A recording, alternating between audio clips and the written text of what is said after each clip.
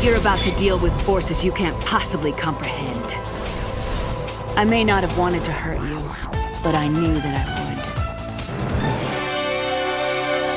would. Chill. Hello there, gang, and welcome to Model Behaviour, the Earth's mightiest video podcast. So take off your pants, crack a beer, and let's talk toys. Let's talk about Mafex Jean Grey. This is one that I've been waiting for a long time.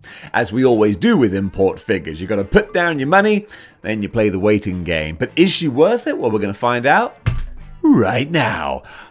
I'm not actually too sure. I think she's growing on me, but I was a little bit underwhelmed at first, and maybe I still am. So it's not a bad thing, because I know that usually in my reviews, I just have this rapid fire, oh my god, I love this figure so much type approach. Probably not the best for your most kind of analytical review, but you know me, I speak from the heart.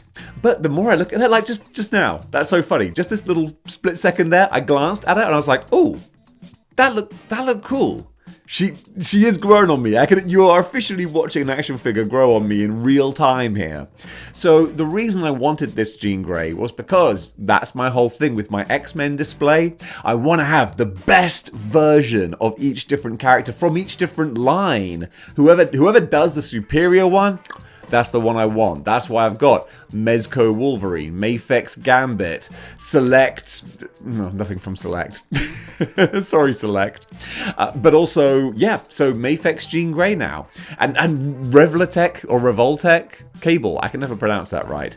But yeah, so it's a real big smorgasbord of different lines.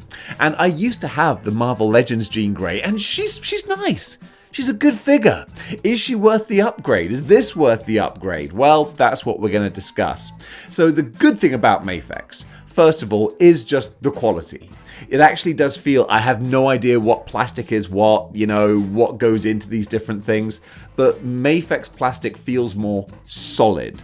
Whereas Marvel Legends can be quite rubbery and gummy at times. This feels like quality when you move the joints, when you just kind of position and play around with the character. Like this is stiff to the point where, I give Marvel Legends credit in as much as when I clumsily smash up my shelves, which I am inclined to do sometimes, one time I can relax and just breathe a sigh of relief is if Marvel Legends are on them, because them things will survive anything.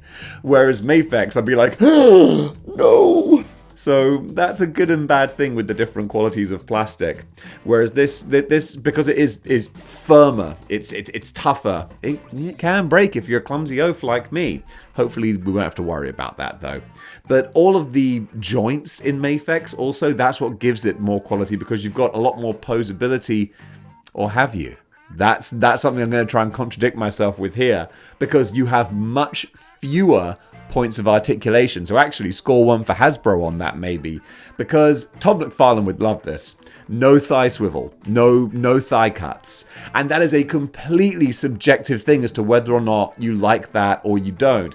I think I'm so used to having thigh cuts that I really miss them, because I'm so used to being able to pivot and turn and swivel the thighs, and also the calves as well. No calf swivel either.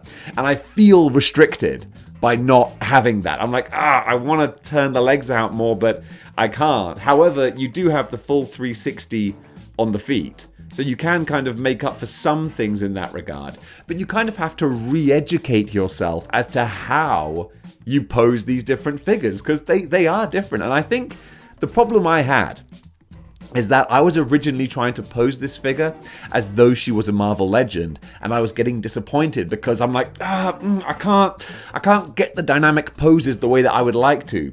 But now, actually moving about with her in hand, I'm starting to realize, okay, well, you can't move it like that, but you can move it like this. That works pretty well. And as far as articulation does go, you see she does have a lovely amount of movement in those legs there. So she's like, yay, I can bend my knees back this far. And the same goes for the elbows as well. I guess they are technically double jointed elbows like we would expect with Marvel Legends now, or we should do. You know what I mean? So, yeah, you know what? She's literally becoming more of a favorite of mine the more I play around with her. This is, okay, you're winning me over, Jean. One thing I gotta say though, because she has the waist cut here and the belt I feel it kind of rides a little bit high because it's too tight to get over her waist cut, so it will sit up there and it doesn't quite sort of cling to the body as much as I would like, but I can't see a way of engineering around that, to be honest. That's just the way it's gonna be. So that's kind of fine. And then going up to the head sculpts, that's where Mafex do start to come into their own a bit more. We've got 3 different heads. Oh, almost lost my voice a bit there. 3 different heads is what we have. I'm just gonna go deeper. We'll do the rest of the review as Gandalf. So we have this one, I'm going to drop that, which is, I love the grimacing going into battle head sculpts. I always do. I'm a grimacing battle kind of guy. That's my whole X-Men setup. They're all fighting the Sentinels. That's where this is so appropriate. I dig it. And there are some Mafex face sculpts where I'm like, it looks a bit like a porcelain doll. I'm not too keen. Whereas Jean, being like the most modern Mafex figure hot off the press, she seems to have the nicest paintwork, really good details, all of the eyes, the lips. I dig it. I really, really like that. That was one thing I wasn't in doubt about. I was like, yeah, as soon as I saw it, I thought, yeah, they've kind of nailed that. And in hand, yeah, they totally have. Nice, big, long, flowing hair as well. That really, really works. One thing I would have liked, because we got the grimacing face, I would have really liked more of a hair blowing in the wind kind of effect. I think that would have been really cool. If you've got the battling face, then have some battling hair as well. She's battling the Brotherhood of Evil Mutants and the elements. She's like, Storm, could you do something about this? So I don't mind the hair, or I don't even actively dislike it. I like it, but a more animated hair, that would have been fun. That would have looked kind of cool, but I'll take it for what it is. Then I think the neutral expression on the unmasked head, I think that looks kind of nice. Very good for your class photos, or if you're doing action figure photography, you want more of a relaxed expression. It's good. It works. It's inoffensive, is what I'll say. I'll never use it. That will forever be in the box because I like my dynamic Jean. Now let's go over to the hands. And Mafex, you get so many different hands. It's great. It really, really is. So you can just take your pick. There's so many to choose from that whatever the circumstances require, you're going to have a hand for it. Then finally, you got the blast effects or the telekinesis effects. And these are poopy. That's all I can say. And this is not good, Mafex. Again, you're premium. You're charging high prices. Look at Gambit. Look at Gambit, sir. With his beautiful telekinetic cards, he got the big arc there. He threw the cards, they look fantastic. Yeah, I'm going to drop that too. But that looks terrific. What we have here are 2 identical blobs of pink snot. That's it? What is this even doing? What's going on here, Mafex? I'd like to just talk to the sculptor and be like, dude, were you trying to get home early on Friday? Were you trying to beat the traffic? Because this, and the fact it is just replicated for the other hand as well, I don't get it. I always imagined her telekinetic constructs as being more angular, like straight lines, and that's always just how I pictured it more. Whereas this just, no, like what are you doing? I'm having it on the hand in the display because at least it's something. It's telling a story. There's something going on there, but what that story is, I got no idea. Like, she's just gonna try and break someone's fall. Don't worry, I will create some bubble wrap for you. Yeah, so that's underwhelming. That's what I'll say. It's underwhelming. What is comfortably whelming, leaves me in a state of whelmedness, is the general paintwork, though. On the body, this is full-on 90s Jean Grey. I love it. This is the X-Men 90s cartoon. This is full-on... Although it's not, actually, because her costume was more orangey in that. An odd choice, I always thought. I was glad that they corrected that with the Spider-Man crossover episode. She was in the bright, bold yellow. But what's really lovely is that you've got this great metallic blue here, and it's all so neat.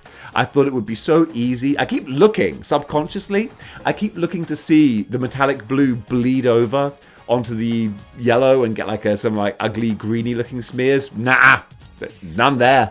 Not that I can see. All of the paintwork, the lines are really, really clear. So that's a very, very nice touch. Expertly done. As I've been saying, you've been watching me in real time. The more I look at her, the more I like her. So yeah, let's look at her with some other figures. It's time for the figure comparisons. So we're going to do her with a couple of the ex-ladies. First of all, the other Mafex figure I have, we got Mafex Psylocke. And you can see very similar bodies here. They stack up really well next to each other. They are quite small compared to other lines of figures. So you can see if we bring in Rogue here, and also what we're going to do is we're going to bring in another ex-lady, especially from the 90s. We got Storm. So we got Rogue and Storm. You can see they generally have a slightly bigger stature than these two. They still work perfectly well together, especially in a dynamic battle kind of scene. But yeah, you can see that generally Legends are a little bigger, a little bit stockier. One very small little accessory that I forgot to mention but is worthy of mention is you've got the nice little neckerchief piece. So when you have her posed with her mask down, you can have that resting around there to give that bit of costume continuity. I always appreciate that. I love it when Marvel Legends do it. Mafex, it's the same thing, and it just makes the figure feel a bit more alive and practical. Especially again for you photography folks, if you're going to be doing those kinds of poses, I just think it adds a little extra feeling of quality. I kind of dig that. Right, let's give this lady a grade. So, as a final grade for Mafex Jean Grey, I will give this figure a very strong 5.5 out of 10. And I know that people new to the channel will think, 5.5? That's not strong. Well, it is, because 5 out of 10 is right in the middle. That means it's average. And this is an average Mafex figure. Because I gotta ask you, what could they have done to have made it above average? I would say more telekinetic effects, more pinks and more constructs that she could create. That would have buffed her up quite a bit. Also, more dynamic hair. That would have made this head a lot more interesting. You could appreciate it more. And differences between the two relaxed faces as well. Because whether the mask is up or down, that Chevy Chase there is just completely neutral in both. So they could have gone some extra steps. Also, one point I want to make for the Mafex as well, I forgot to do this before, is that the feet I always have a problem with, same with Psylocke too, is that you can't really angle them down more than this. I would really like very, very pointed feet. If she's in the air levitating, I'd much prefer that. But because of the way that the heel is rounded at the back here, you can only bend it so far and then it sticks. And I think for Psylocke in particular, that detracts from the look of the figure a bit because she's meant to be this nimble ninja jumping and springing around, but she just looks a bit flat-footed because I can't angle that down as far as I would like. So a little point there, although it does have nice toe articulation.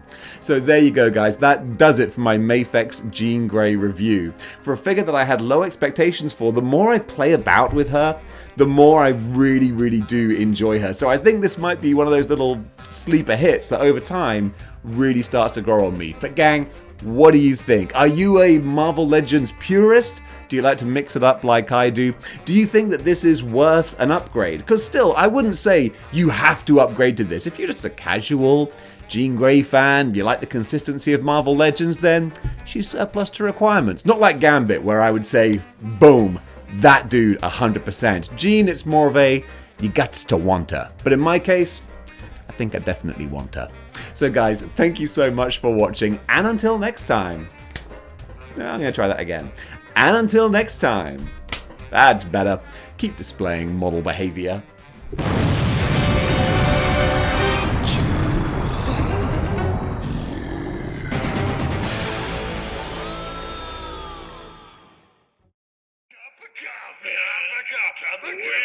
Cup of coffee.